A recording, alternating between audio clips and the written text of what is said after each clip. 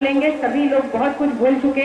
आप लोगों को अहमियत समझ में आ रही होगी अपने ग्राम सभा की कि इसका आप लोग का मालिकाना हक जो आप प्रजातंत्र होने के नाते आपको मिलता है, ये मालिकाना हक तभी आपको प्राप्त हो सकेगा जब ग्राम सभा होगी, सच्ची ग्राम सभा होगी जिसमें आपकी विचार को समझा जाएगा, सुना जाएगा और उसके साथ काम होगा।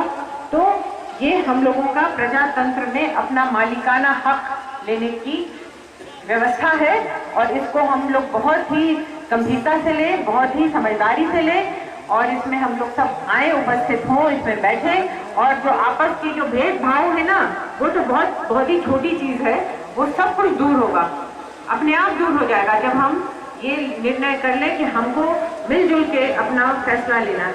और हम अधिक कुछ नहीं कहना चाहेंगे, बस अपने हम नाना की लिखी हुई, ये प्रिंसिपल थे कॉमर्स कॉलेज में और पटना यूनिवर्सिटी में भी पढ़ाते थे, उनकी एक छोटी सी कविता है जो हम पढ़ना चाहते हैं आप लोग के सामने और जिससे हम भी बहुत प्रेरित हुए और इस रास्ते पे निकल पड़े।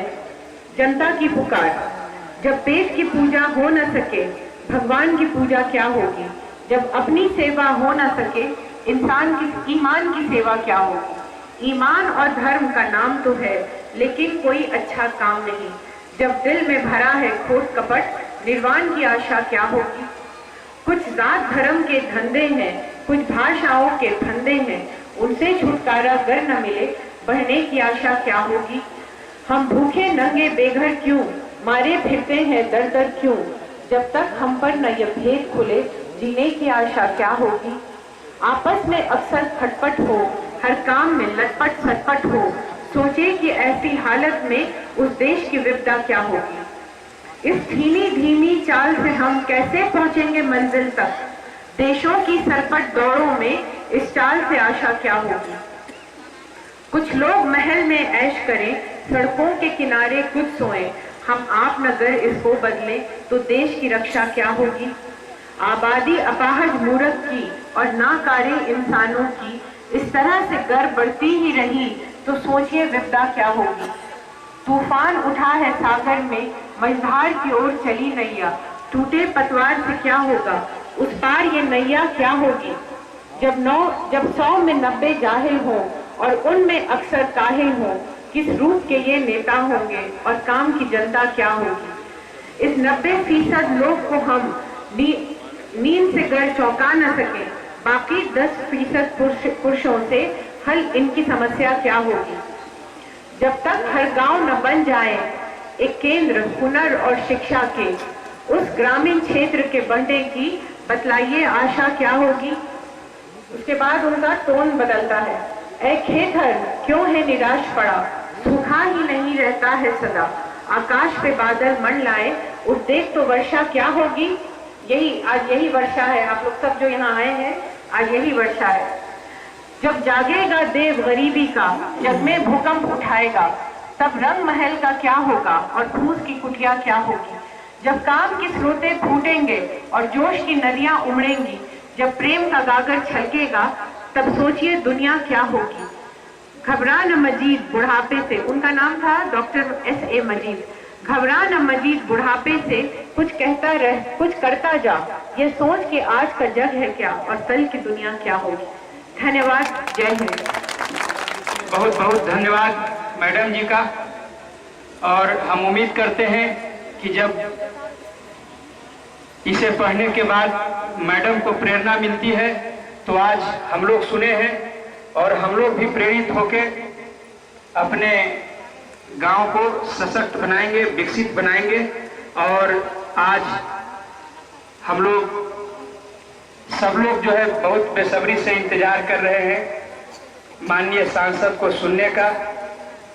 तो अब हम लगता है कि समय बर्बाद न करते, सीधे सीधे माननीय सांसद महोदय से आग्रह करते हैं कि आप सबको संबोधित करें। माननीय सांसद।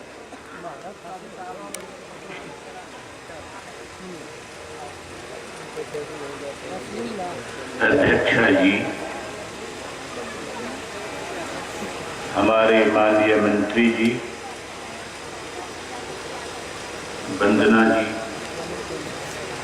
संगीत बाबू, नवीन केसरी जी, सांडिल जी, इस ग्राम पंचायत के मुखिया जी, प्रखंड विकास पदाधिकारी महोदय और आप सब,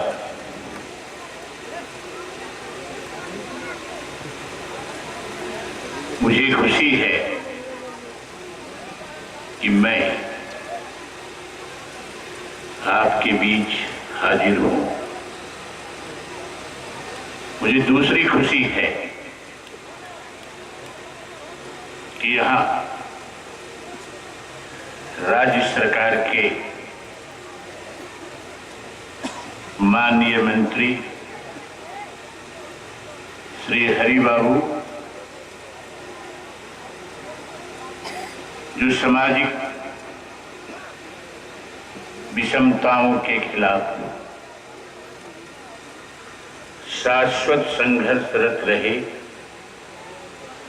और आज मंत्री के आसन पर रहे हुए वे उपस्थित हैं।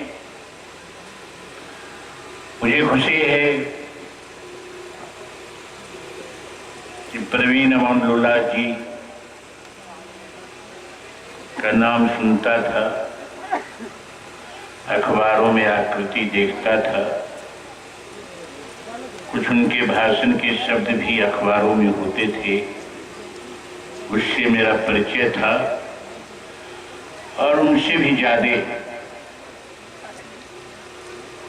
हमारे अमनलाल साहब, जो हमारे बेगूसराय जिला के कलेक्टर हुआ करते थे, वे भी आज जिन्हें सपनों में देखा, अखबारों में देखा, कुछ सोचा, कुछ समझा, वे भी आज यहाँ उपस्थित हैं। शौर पंचायत चुनाव के क्रम में मैं यहाँ आया था, आशीर्वाद मिला। उस आशीर्वाद की आकृति यह है जो आपके सामने है। जो विमर्श हुए हैं और जो बातें कही गई हैं, मुझे कोई आश्चर्य नहीं हुआ। अगर आप कहते कि सब कुछ ठीक ठाक चल रहा है, बिल्कुल स्वर्ग स्थापित हुआ है,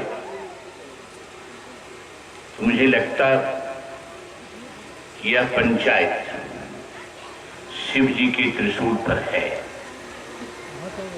पर जो कुछ भी आपने कहा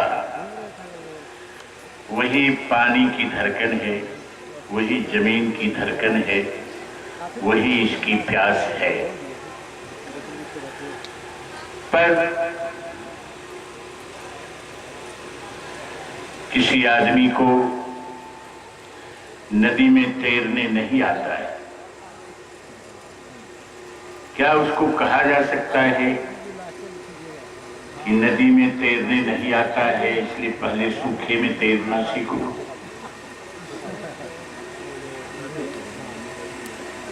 तब नदी में उतरने देंगे। नदी में नहीं तैरने आता है लेकिन उसको फेंक देते हैं नदी में। 2-4 घूंट पानी पियो, बगल में हम खड़े हैं, डूबेगो तो बचा लेंगे। ग्राम पंचायत संस्थाओं की यही स्थिति है। हजारों वर्षों से भूखे प्यासे उपेक्षित लोग जो समाज के कचरे बन गए थे, जिनका रग रग दोहन और शोषण हुआ, ऐसे सारे लोगों को जब हमने कानून का हक दिया, बराबरी का हक दिया, महिलाएं जिनके बारे में समझ थी पुरुषों की, उनकी बुद्धि ही क्या होती है। पहले कहा कि उनको कुछ है ही नहीं, न हर्ट है न दिमाग है। फिर कहा हर्ट है दिमाग नहीं है। फिर कहा कि हर्ट है दिमाग है लेकिन दिमाग कमजोर है। इतनी सीढ़ियों से पार करती हुई, चार दीवारी में बच्चों को अपने स्तन में हजारों वर्षों तक दूध का स्नान कराती हुई, मांस के लोथरों में गति भरती हुई नारी जब समाज के अंतःपुर से बाहर आने लगी, उसका पतिदेव हिल उठा। उसकी अस्मिता पर वह प्रश्न चिन्ह लगाने लगा।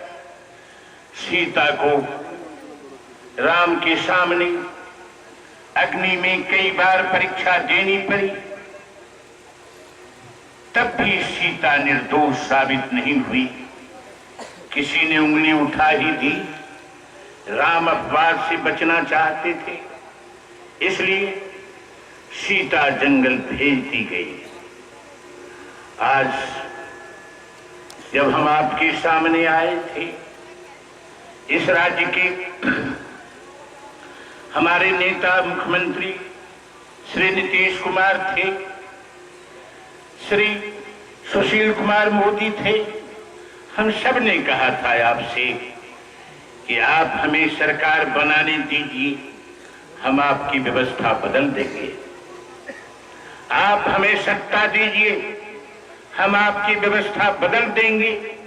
और 4.5 वर्षों में हमने व्यवस्था बदल दी और 50% महिलाएं समानता की धरातल पर सबसे पहले इस देश में हमने उनको जगह दिया।